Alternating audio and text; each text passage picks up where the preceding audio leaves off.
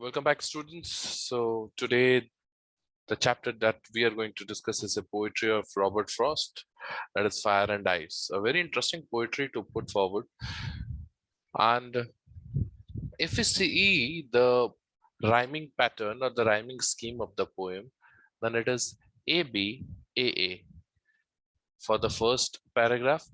In the second paragraph, because we have 5 lines, तो उसमें आ जाएगा twice, hate, ice, great, suffice. A B A, B, A.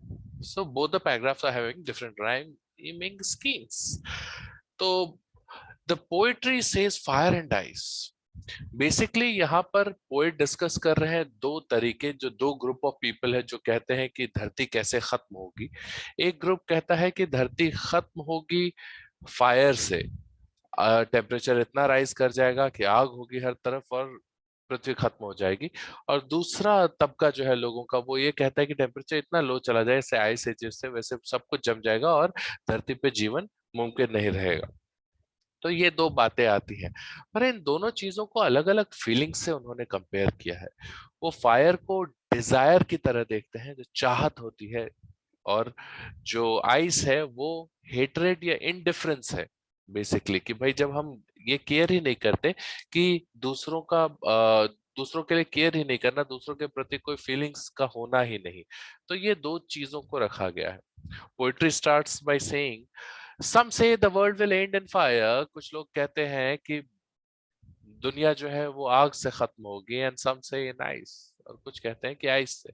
But from what I have tested of desire, पर जो मैंने Dzire का test किया, जो मैंने समझा है कि डिजायर कैसी होती है, डिजायर कितनी तीव्र हो सकती है, जो इच्छा होती है, एक तीव्र इच्छा को हम डिजायर कहते हैं, किसी चीज के होने का, किसी चीज को पाने का। तो from what I have tested of desire I hold with those who favour fire. उस हिसाब से मैं उनके साथ हूँ जो फायर को फेवर करते हैं। फेवर फायर में आपको एलिट्रेशन भी मिलेगा, बिकॉज एफ जो फर्स्ट साउंड है वो रिपीट हो रहा है, फेवर और फायर दोनों टर्म्स में।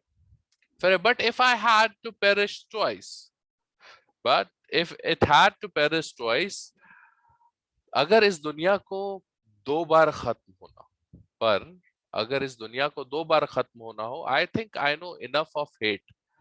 तो मुझे हेट के बारे में, नफरत के बारे में भी काफी पता है, to say that for destruction ice is also great. इसीलिए मैं ये कह सकता हूं कि भाई आइस भी डिस्ट्रक्शन के लिए, क्षति के लिए, खत्म करने के लिए उतना ही अच्छा है, वो भी ग्रेट है। एंड वुड सफाइस, और वो सफिशिएंट होगा, वो भी दुनिया को खत्म करने के लिए। तो बेसिकली जो पूरा डिस्कशन है वो इसी चीज के अराउंड है कि जो डिजायर है वो ज्यादा खतरनाक है लोगों की। वो दुनिया को खत्म कर सकते, वो हमारे बीच सब कुछ खत्म कर सकते हैं, पर अगर हम हेट्रेड की बात करें तो हेट्रेड भी कम नहीं है। अगर दो बार ही खत्म होना हो दुनिया को, तो वो भी उतना ही इफेक्टिव होगा, हेट्रेड भी, जितना कि शायद डिजायर है। That was the poem fire and ice by Robert Frost. Thank you very much.